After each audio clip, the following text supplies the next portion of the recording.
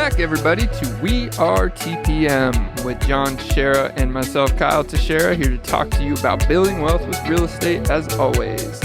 So this week, we are going to be talking about BRRRR. It's cold in here. Mm-hmm. What's our topic today, John? It's the BRRRR strategy.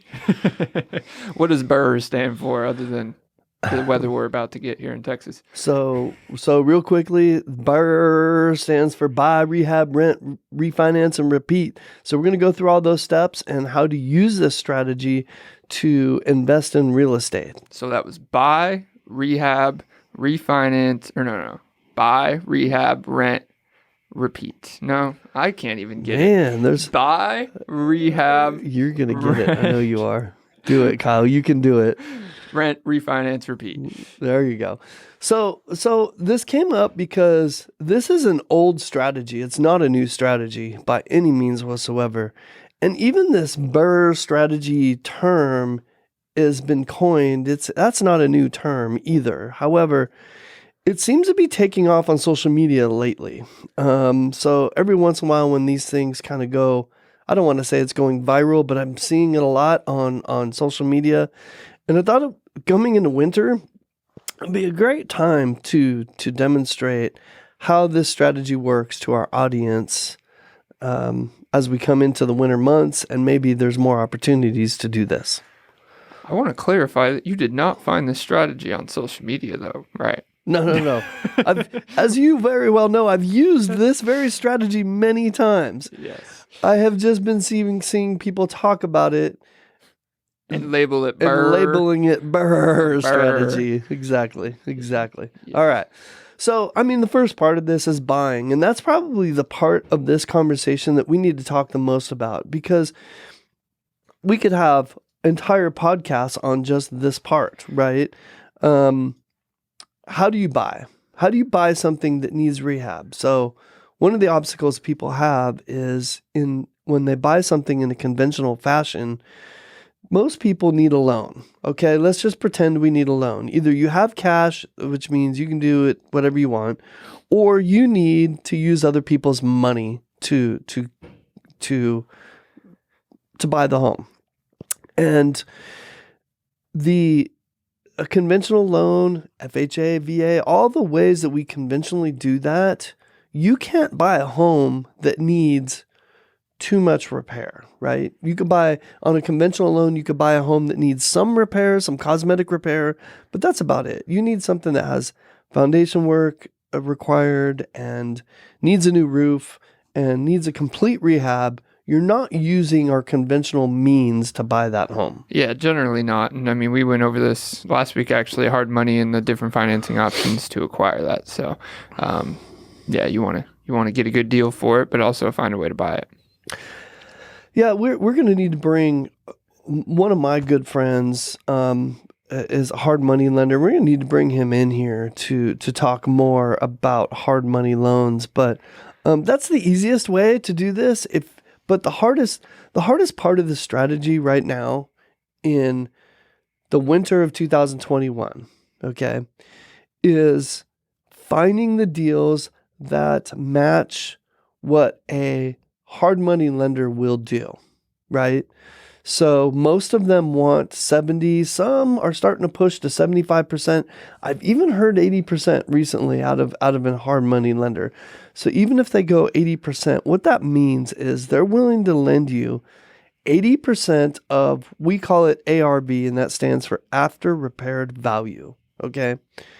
And if they're willing to do, let's just use the 80% for a moment, on a home that you're going to be able to sell afterwards for $300,000 means you have to buy it for $240,000.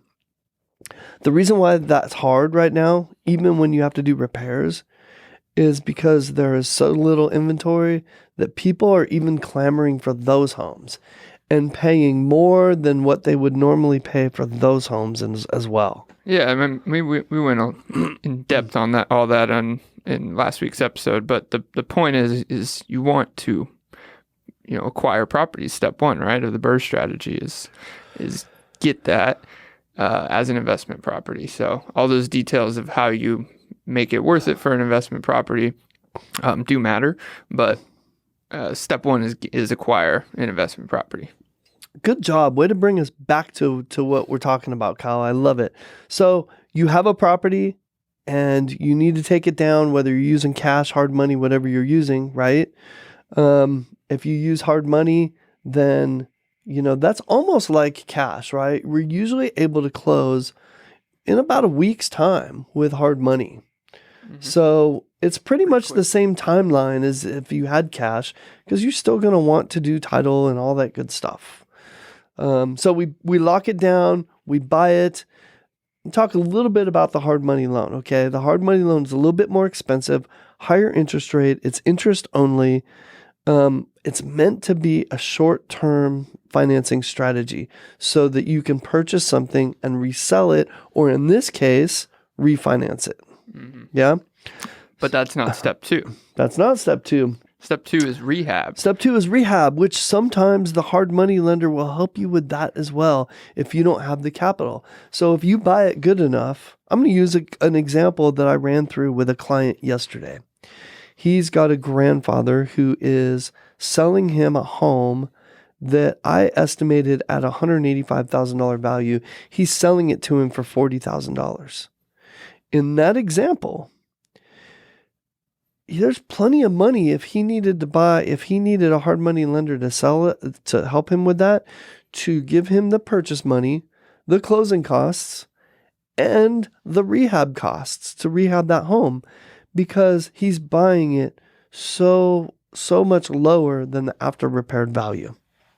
Mm-hmm. So he pretty much gets the financing piece for all of this upfront cash, is what you're saying. Yeah, if you can find a deal like that, I mean, if you got a grandpa with an old house that wants to, right? But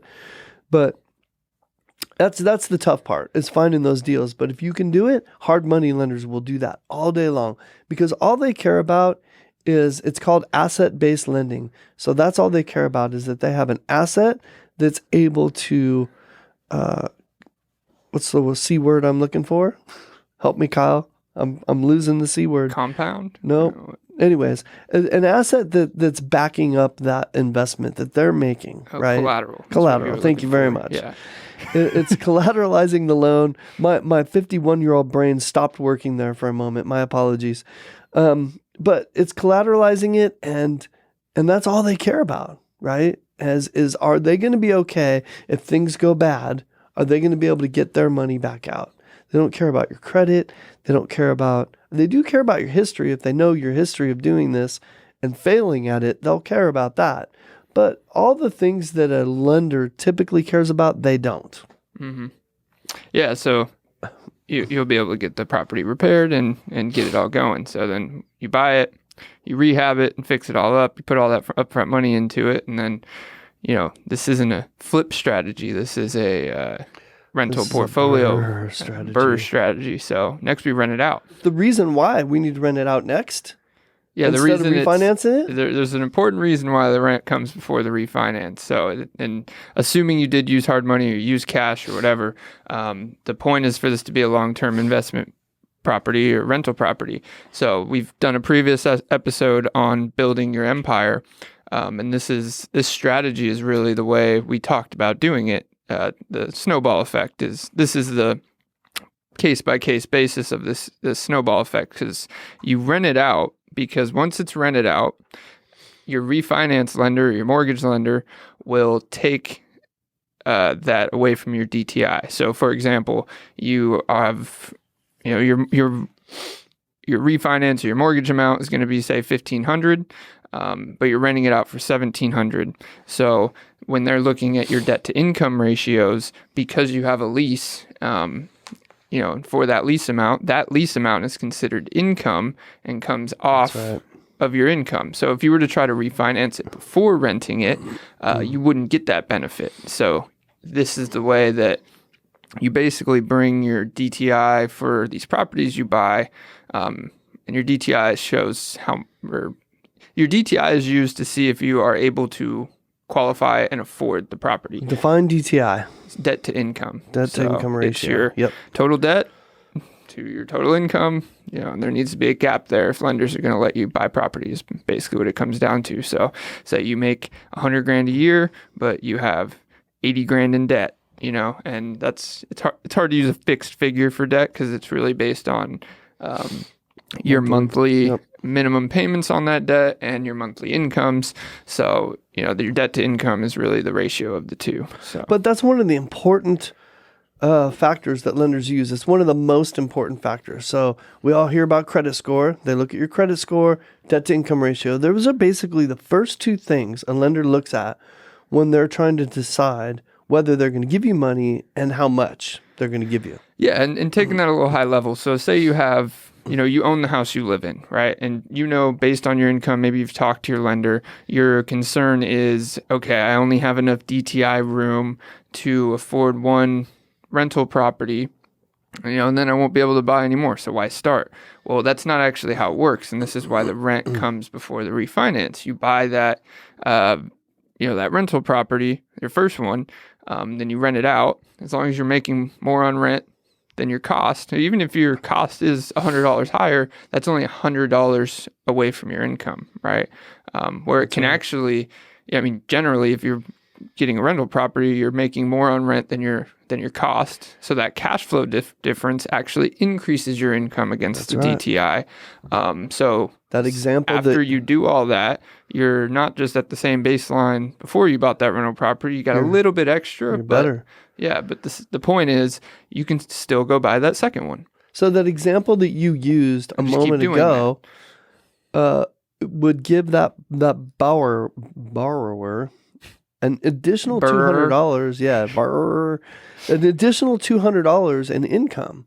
So that when I go to my lender in that example that you used, I've got a $1,500 baseline. That's what my mortgage is going to cost me. And I'm renting it for $1,700. That's actually giving me an additional $200, is your point, in income that I could actually use on the next one when I do this BRRRR strategy again, right? Mm-hmm. Because the last part of this BRRRR strategy is to repeat. Yep. And this is the reason why you can repeat it. That's what I just described. So, and since we've talked about short-term rentals quite a bit in the past, I do want to bring up this small point, is the repeat part. I've talked to investors and clients we have that are already exercising in this BRRRR strategy, right? Maybe have been for years or whatever the case may be. And their concern is, well, if my next repeat is a short-term rental property, and now that's my next investment property, I'm not getting a lease at a fixed amount signed for a year, whatever that the lender wants to see to take that, you know, that expense off my DTI. So I want to bring up that in previous years to this, yes, that was a concern, but we've seen as soon as last year that lenders are, I'm not going to say all of them are, but there's lenders considering that income, usually on an annual basis. So the real consideration there is, can you wait the year for your short-term rental? Prove some history? Yeah, yep. Yeah. I mean, do you want your next repeat to be in 3 months, or if you can wait the year to go the short-term rental route, so you can get, you know, show of annual revenue? And every lender is going to be different. Some may only want to see 3 months, 6 months. It's new enough that it's definitely not standardized yet. Well, the other solution to that is that we have a corporation that we rent out, right? So that we've done that for our clients, where we actually lease it from them, right? Before or they do it themselves. I mean, because that is one method. You say you have an LLC, that LLC leases it from you, and then that LLC is the one that short-term rents it out, or whatever it may be. Yep. So at least you have a lease to show, and it's not. That's one way to do it. Some people actually, if the lenders are taking it now, some people I've talked to want them to consider the short-term rental income because it's generally higher, so it can maybe qualify them to get 2 more. Or if they can do it, like you said, lenders are making the adjustment. So if they'll look at that and add that into the DTI, then that's even better for them. If you have a more traditional lender that's still not doing that, it's a common business practice now for companies to come in and rent, to sign a lease, a 12-month lease on a property, and then do short-term leasing and make that additional revenue themselves. Sounds like you're leading us up to doing a rental arbitrage episode that we don't want to touch. So. All right. Well, so that's it. That's the BRRRR strategy. Buy, rehab it, right? make sure you do really good and you have a good rehabber. Rent it out for as much as you can so that when you refinance, it doesn't affect your DTI and allows you to refinance that property and actually hopefully improves your DTI so that when you repeat it, right, which is the next step, you're in an even better position than you were the first time you went through this strategy. And that continues every time you go through it. Yep, and it just needs to look like a long text that says burr, burr, burr, burr, burr. No, but I like it. There's one, the refinance piece, I think we kind of skated over probably the most important point in there, which is it's not just a refinance. So let me describe the biggest reason for the refinance is to get your money back out of it in a lot of cases. So say you did go hard money, or say you even went conventional and you got the conventional loan, you spent $50,000 in the rehab process, right? Let's just paint this simple picture. You want to refinance because you get you get a new appraisal after you've done all these repairs.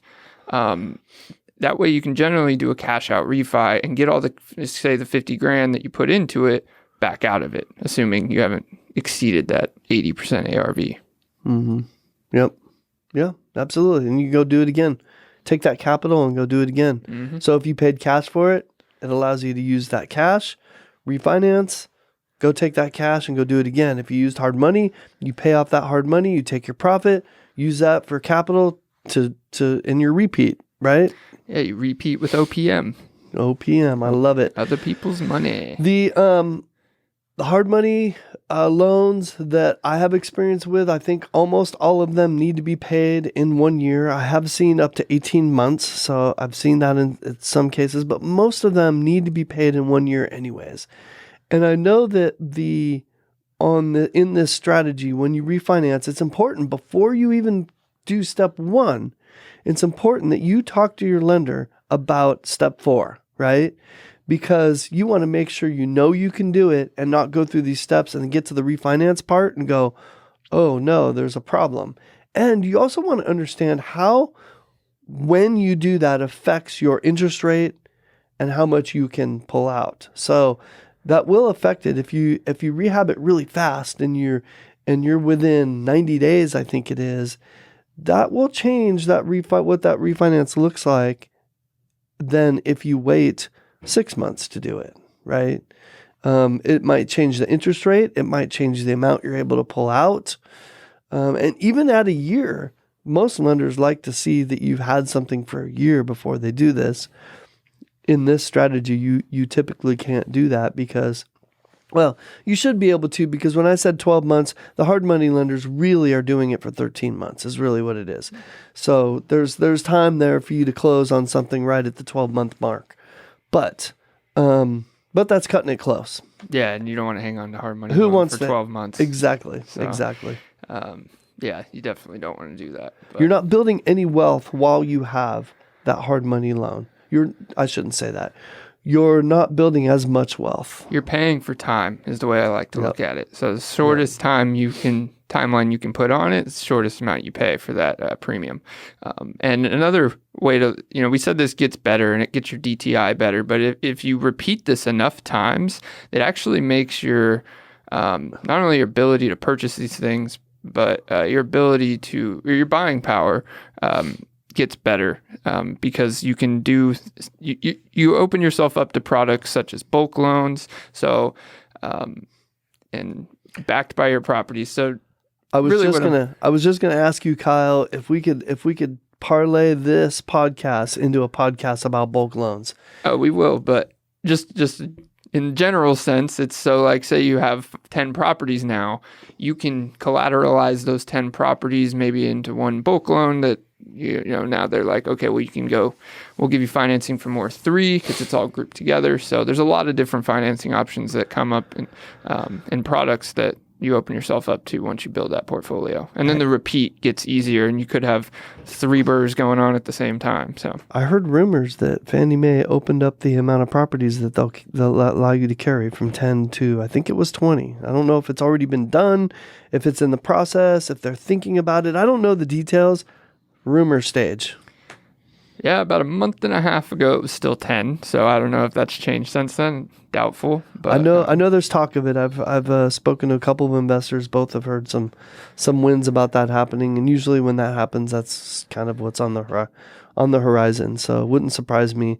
They want the government wants more of us individual investors owning rental property than what we would call institutional investors that are coming in with, millions and billions of dollars and buying up a whole bunch of properties. So, yeah, which isn't it's sometimes framed in a negative light. I mean, there are negative points to that, but you do want some, the institutional investors play a good role in any market, right? They hold things up, right? So if they get completely out of the housing market, that wouldn't be good either. So, but yes, they're incentivizing it, not the scale not going in their favor, right? They're not owning more than half or whatever. I think that it's tipping too far. I think they're just trying to make sure that we build wealth with the middle class here in America. And if you have too high of a percentage of our rental housing owned by institutional investors, that starts to put wealth in the hands, take wealth away from the middle class, so to speak. And that's kind of not how we're built. Oh, there's a lot of negative effects to it. Yeah. I'm just saying the ratio needs to be lower, is what you were saying. We're getting off topic, Kyle. I think this was a really simple strategy, this BRRRR strategy. Hey, listen, if you have any questions, you want to know how to get started with this BRRRR strategy, because we got deals that come across our desk every single day. And I don't take advantage of all of them because I can't, first of all. Two, they're all over DFW, and I don't really, my personal properties, I like to stay closer to home just because we have so many opportunities. And so if you're wondering, if you're in Louisville and you're like, hey, I'd really like to buy one, I can keep an eye out for an opportunity in Louisville. Kyle, where do people reach out to us if they want to learn more about the BRRRR strategy from us? Well, you can always talk to us. Reach out to us at 817-818-9039, 817-818-9039, and shoot us an email, show me the money at WeAreTPM. Go to our website, wearetpm.com. Come walk in and say hi in downtown Mansfield. Whatever you want to do, but we're always available. So show me the money. I love it. And to piggyback a little bit on your bringing up institutional investors, what is there a difference between what they do and the individual investors does as far as the BRRRR strategy? There's not. This is executed across the board in real estate investing. Whether you're big institutional investors or just an individual investor, they all practice this strategy. Buy, rehab, rent, refinance, repeat. Some institutions might skip the refinance part, but yes, it's still BRRRR. You're right about that. It's still BRRRR. It's just a shorter BRRRR. It's a BRRRR. So I think we had a great topic today. If you guys have any questions about this, want more clarification on the BRRRR strategy, other strategies, if you want to do a deeper dive into any of these letters, give us a call, reach out to us. John and myself are always willing to talk. So thanks for tuning in, guys. Got anything else, John? Nope. We are TPM. All right. See you next week. BRRRR.